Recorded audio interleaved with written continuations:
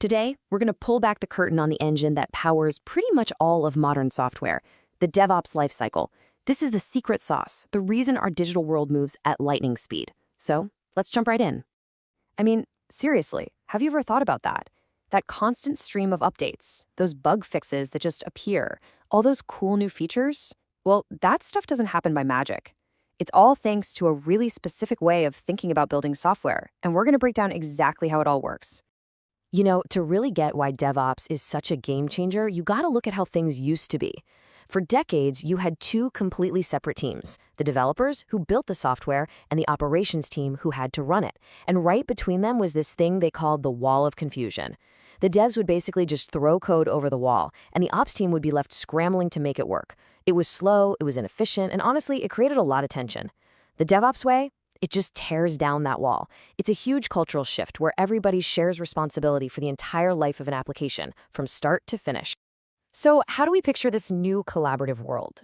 Well, the whole industry has kind of landed on this one powerful metaphor that just perfectly captures how continuous it all is. Let's take a look at the infinite loop. And there it is, the infinite loop. Now, the key thing to get here is that DevOps isn't some straight line with a clear start and a clear finish. Nope. It is a continuous, never-ending cycle of planning, building, testing, deploying, and, this is the important part, learning. Every single phase feeds directly into the next, which creates this constant flow of value right to the user. Okay, so let's put a textbook definition on it for a second. The DevOps lifecycle is a continuous process that uses best practices to manage every single stage of a piece of software's life. See those keywords? Plan, build, integrate, deploy, monitor, and feedback. We're about to take a tour through every single one. All right, let's start our journey on the left side of the loop. This first half is all about the creation process. Everything from that first spark of an idea all the way to a piece of code that actually works and has been quality checked. So first, you plan. You figure out what you're actually building and why it even matters. Then, the developers get to do their thing and code, writing all the features and fixes. That fresh code then gets pulled into the build phase where it's all put together into a working piece of software. And then, right away, it gets tested. Automated systems just hammer it, looking for bugs and making sure everything works just like it's supposed to. Now, that test phase is where a really, really important DevOps idea comes into play. It's called shift left. Just imagine that loop is laid out on a timeline, from left to right. Shifting left literally means moving testing from the very end of the process to as early as you possibly can. So instead of waiting until everything is built to find problems, you test constantly right from the very first line of code. And hey, this shift left thing isn't just some abstract idea. Teams are using a whole bunch of automated tools to make it happen every day. I mean, just look at how many people are using tools like ESLint and SonarQube. It's become standard practice. These tools are incredible. They automatically scan code while it's being written, checking for bugs, security holes, you name it. Quality control gets baked in from the very beginning. Okay, so we've got our tested, high-quality code. Fantastic. Now let's swing over to the right side of the loop. This is the second half of the journey, where we get that code out to our users and actually learn from what they do with it. So once a build passes all those tests, it enters the release phase. From there, it's automatically deployed to the live servers, which means, boom, it's out in the world. Now we're in the operate phase, where real people are clicking around and using your software.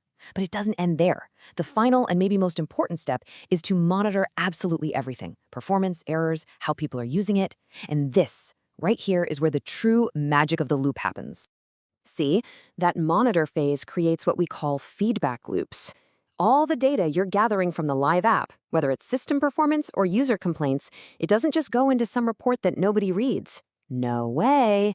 It gets fed directly back into the plan phase, and it shapes the very next cycle of development. That feedback is what makes the loop continuous. It's what makes it self-improving. And if you're wondering why this is all so important, well, this quote just says it all. Finding a bug when a developer is still coding is cheap, it's easy to fix. But finding that exact same bug after it's been deployed to millions of users, that's a disaster. It can cost you 100 times more in money, time, and your reputation. The entire DevOps lifecycle is basically designed to stop that from ever happening. So DevOps doesn't exist in a bubble, right? It's part of a whole bigger family of ideas about how to run modern software. So let's meet a couple of its closest relatives. You're going to hear the term SRE, or Site Reliability Engineering, thrown around with DevOps all the time. The easiest way to think about it is they're like two sides of the same coin. The DevOps culture is focused on the whole lifecycle, what features to build and how to ship them fast. SRE, on the other hand, is laser-focused on how that software actually runs out in the wild, making sure it's super stable and reliable. You could say DevOps builds the car, and SRE makes sure it never, ever breaks down on the highway. And then you've got DevSecOps. This isn't really a separate thing, it's more of an evolution of DevOps. It takes that shift-left idea we talked about with testing and just applies it to security. So instead of having a security team check the app at the very end, which is a huge bottleneck, security becomes everyone's job, and it's built into every single phase of that infinite loop. So, after that tour all the way around the infinite loop, let's just zoom out. What's the bottom line? What's the key takeaway here? Why has this one idea totally changed how we all build software? Well, the benefits are pretty clear, and they are powerful. You get things to your customers way faster. You get higher quality software because you're testing it constantly. You get huge efficiency gains because automation handles all the boring, repetitive stuff. And maybe most importantly, you create a culture of collaboration and communication, which leads to better products and, frankly, happier teams. It all just leads to better results, period. So we'll leave you with this final thought. At its heart, the DevOps lifecycle is really just a framework for continuous improvement. And in a world that is built more and more on software every single day, maybe that constant learning-focused approach isn't just a better way to do things. It might just be the only way to keep up.